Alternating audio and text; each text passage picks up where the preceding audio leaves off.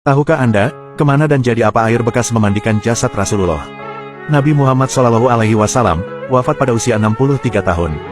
Dan beliau pun dimakamkan di kamar istrinya, yakni Aisyah. Tempat tersebut kini menjadi bagian dari Masjid Nabawi, Madinah.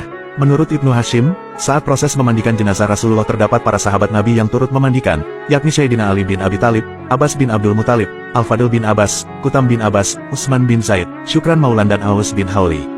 Sebelum beliau meninggal, beliau pernah berwasiat, jika aku meninggal, maka mandikanlah aku dengan 7 driba dari air sumurku, yaitu sumur Gars, hadis riwayat Ibnu Majah 1457. Namun perlu diketahui, kisah ini juga bukanlah datang dari Al-Quran ataupun hadis, akan tetapi dari seorang ulama yang sangat soleh di zamannya. Sehingga, cukup mengambil hikmah dan pengajarannya serta menyerahkan segala sesuatu tentang kebenarannya kepada Allah Subhanahu wa Ta'ala.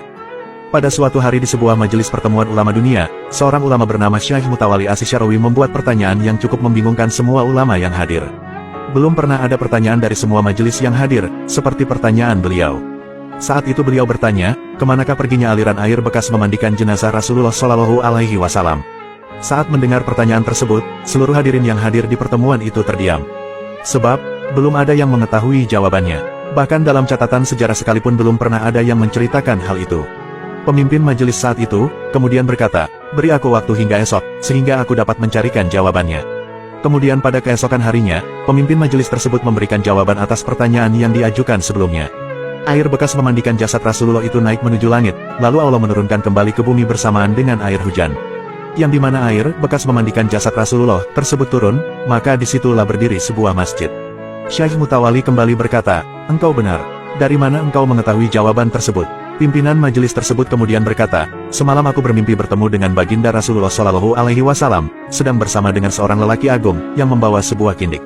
Belum selesai pimpinan majelis tersebut berbicara, Syekh Mutawalli memotong pembicaraannya dengan sopan dan berkata, apakah pemegang kindil tersebut yang memberitahumu?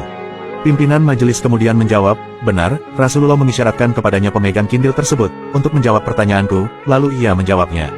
Lalu bagaimana engkau bisa tahu, bahwa yang menjawab pertanyaanku adalah sang pemegang kindil tersebut? Lalu Syekh Mutawalli menjawab, sebab akulah pemegang kindil dalam mimpimu tersebut. Para ulama yang hadir dalam pertemuan tersebut, menyikapi dengan beragam. Sebagian terdapat mereka yang percaya dan sebagian terdapat mereka yang tidak mempercayai hal tersebut, dan suatu kesempatan lain, juga terdapat seorang jamaah yang bertanya mengenai kebenaran kisah tersebut pada seorang ulama. Ulama tersebut berkata, kisah itu berasal dari Syekh Mutawalli Syarawi langsung, bukan dari hadis maupun atsar sahabat. Beliau merupakan ulama yang terkenal dengan kealiman dan kesolehannya. Bisa jadi hal tersebut adalah sebuah ilham dari Allah Subhanahu wa Ta'ala.